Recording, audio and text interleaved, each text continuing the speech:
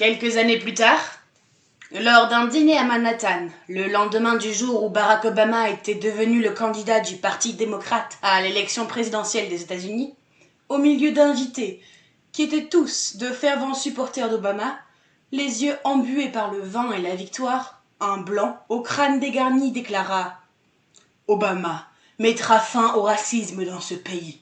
Et une élégante poétesse haïtienne aux hanches imposantes acquiesça, hochant la tête, sa coiffure afro plus volumineuse que celle d'Yves Melou, ajoutant qu'elle vivait avec un blanc depuis 3 ans en Californie et que la race n'avait jamais été un problème pour eux. « C'est de la blague, dit Yves Melou. « Comment » dit la femme, comme si elle n'avait pas bien entendu. « C'est de la blague, répéta Yves Melou. Les yeux de la femme lui sortirent de la tête. Vous êtes en train de m'expliquer ce que moi j'ai vécu.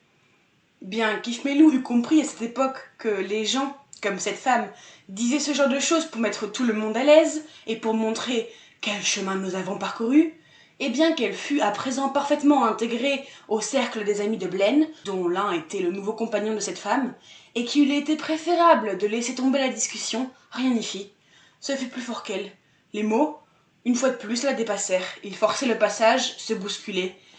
Si vous dites que la race n'a jamais été un problème, c'est uniquement parce que vous souhaitez qu'il n'y ait pas de problème. Moi-même, je ne me sentais pas noire. Je ne suis devenue noire qu'en arrivant en Amérique. Quand vous êtes noire en Amérique et que vous tombez amoureuse d'un blanc, la race ne compte pas tant que vous êtes seule, car il s'agit seulement de vous et de celui que vous aimez. Mais dès l'instant où vous mettez le pied dehors, la race compte.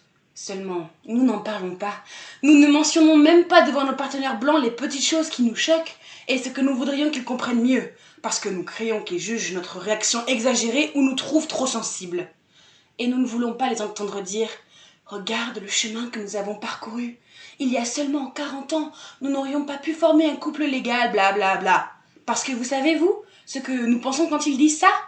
Nous pensons « Mais putain, pourquoi cela aurait-il dû être illégal de toute façon ?» Mais nous nous taisons. Nous laissons tout ça s'accumuler dans nos têtes et, quand nous assistons à de sympathiques dîners progressistes comme celui-ci, nous disons que la race n'est pas un problème, parce que c'est ce que nous sommes censés dire pour que nos sympathiques amis progressistes ne soient pas perturbés. C'est la vérité. Je parle d'expérience. L'hôtesse, une Française, jeta un petit coup d'œil à son mari américain avec un sourire narquois de satisfaction.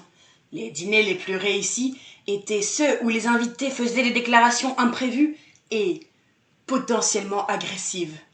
La poétesse secoua la tête et dit à la maîtresse de maison « J'aimerais emporter chez moi un peu de ce merveilleux guacamole, s'il vous en reste. » Et elle regarda l'assistance comme s'il lui paraissait impensable qu'il puisse véritablement écouter Yves Melou. Mais il l'écoutait, en silence, les yeux rivés sur elle, comme si elle était sur le point de dévoiler un secret salace qui les exciterait et les compromettrait. Yves Melou avait bu trop de vin, blanc.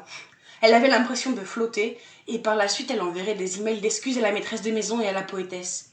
Mais tout le monde l'observait, même Blaine, dont pour une fois elle ne pouvait pas déchiffrer exactement l'expression. Et c'est ainsi qu'elle se mit à parler de Kurt.